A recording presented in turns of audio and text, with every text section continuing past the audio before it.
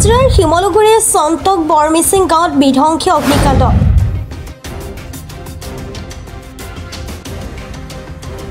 অগ্নিকাণ্ডত সম্পূৰ্ণৰূপে ভস্মীভূত এটা বাসগৃহ। বৰমিচিং গাঁৱৰ মেনকা মৰাঙৰ বাসগৃহত এই অগ্নিকাণ্ড সংঘটিত হোৱাৰ পিছতেই বিস্ফোৰণ হয় এটা চিলিণ্ডাৰ। পুৱতি নিশা সংঘটিত হয় এই বিধ্বংসী অগ্নিকাণ্ড। পোনপ্ৰথমে বাসগৃহটোৰ ৰান্ধনীশালত অগ্নিকাণ্ড সংঘটিত হোৱাৰ পিছত সম্পূৰ্ণৰূপে বাসগৃহটো জুইৰ সূত্ৰপাত হয়।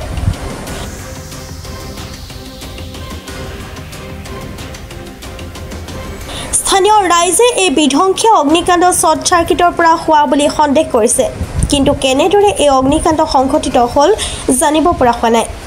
ঘটনাস্থলীত বিহুবৰ আৰক্ষীৰ লগতে নাজৰাৰ অগ্নি নিৰ্বাপক বাহিনী উপস্থিত হয়।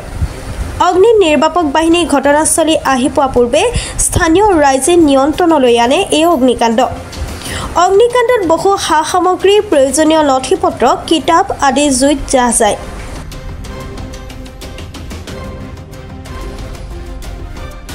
ঘটনাটো বৰ দুৰ্ভাগ্যজনক। মই প্ৰায় 3টা বজাত গম পাইছোঁ। মোৰ ইয়াৰ পৰা প্ৰায় 100 মিটাৰ দূৰ আহি গম পালোঁ যে গোটেই ঘৰখনৰ মানে 100% যদি শেষ।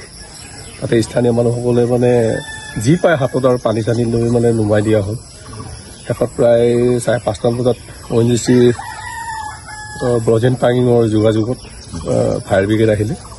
তাৰ কিছু সময়ৰ পাছত আছাম ষ্টেট ফায়াৰ ব্ৰিগেড আহি মানে সম্পূৰ্ণ জুইবিধ নিৰ্বাপন কৰা হ'ল। কিন্তু দেখা গ'ল যে 100% মানে নষ্ট হ'ল। বিশেষকৈ যিটো আলমিৰাত আছিলে ল'ৰাটোৰ ছোৱালীৰ যি ডকুমেণ্টবিলাক আৰু সোণৰ অলংকাৰ, কিছু টকা পইচা সম্পূৰ্ণ জ্বলি ভস্ম হৈ গ'ল। আৰু লগতে ধান চাউল আছিল, সকলোৱে শেষ। মানে ইয়াত থাকিবলৈ একোৱেই নাই, মাত্ৰ মানে মাক আৰু জীয়েকে কোনোমতে ভগৱন্তই জীয়াই ৰাখিলে। আৰু এইটো গোটেই প্ৰাকৃতিক দুজনীয়ে কি হ'ল, একো দুৰ্ভাগ্যজনক হঠাতে হৈ গ'ল। আৰু বিশেষকৈ মানে কি পিছফালে খেৰৰ ঘৰ আছিলে আৰু মানে কাৰেণ্ট চাৰেণ্ট ঠিকেই আছিল। কি কাৰণত হ'ল, কি হ'ল এইটো বিশেষ আমি অৱগত নহয়, কিন্তু বৰ এটা মনটো দুখ লাগিছে। আমি এই পৰিয়ালটিক আমি এতিয়া কেনেধৰণে এটা ৰাইজে সহযোগ কৰি সকাহ দিব পাৰে এটা সংস্থাপন নহ'লেও আমি এটা কিছুদিনৰ আশ্ৰয় দি, আৰু আমি ডিজাষ্টাৰ মেনেজমেণ্টৰ বিভাগকো আমি বিশেষকৈ বিনম্ৰ জনাই সমূহ ৰাইজে হৈ এই দুটি পৰিয়াল, এটি ল'ৰা এগৰাকী ছোৱালী। ল'ৰাটো বৰ্তমান জয়সাগৰ ইংৰাজী মেজৰলৈ পঢ়ি আছে। দুখীয়া ঘৰ, বিধৱা। এই দিন হাজিৰা কৰি ল'ৰাটো ছোৱালী পঢ়াই আছে। গতিকে বিভাগীয় ডিজাষ্টাৰ মেনেজমেণ্ট তথা যিসকলৰ মানে হিতাকাংক্ষীসকলকো আমি এই দুৰ্ভাগ্য পৰিয়ালটিক কিছু সহায় দিবৰ কাৰণে আমি সমূহ গাঁওবাসী হৈ আমি বিনম্ৰ জনাইছোঁ। কেতিয়া জ্বলিছে? মোৰ নাম মেনকা মৰাং, সন্তক বৰমিচিং গাঁৱে হয় আমাৰ গাঁওখন। তাৰপিছত এনেকৈ মানে আমি 10:30মান বজাত শুনিছোঁ। হোৱাৰ পিছত তাৰপিছত মই 2.5 ঘণ্টামান এবাৰ উঠিলোঁ। উঠি পেলাই তেতিয়া একো নাই। তাৰপিছতে আকৌ মানে 4:30 নে 4টা বাজিলে জানো, টাইমটো চাবলৈ নহ'ল।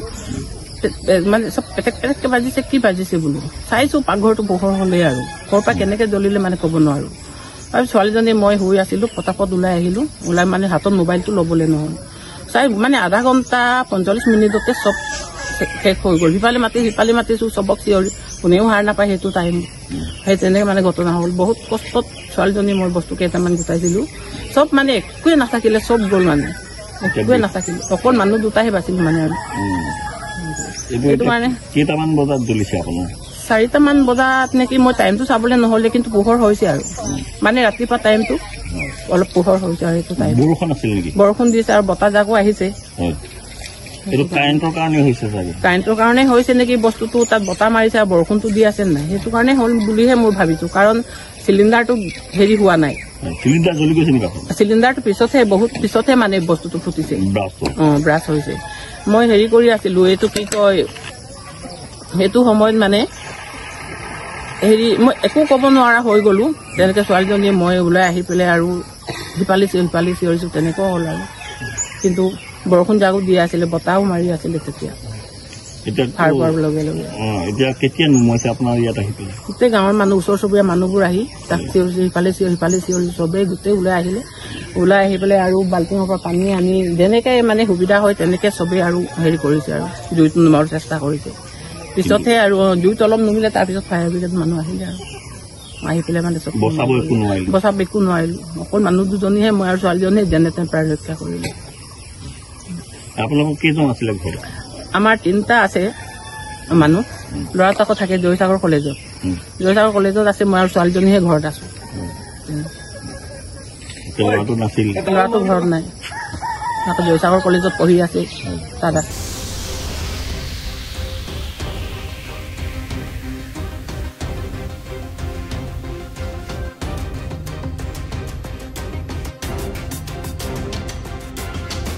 নাজিৰাৰ পৰা জুলফিকা আলীৰ ৰিপৰ্ট প্ৰাতঃ টাইম ডিজিটেল।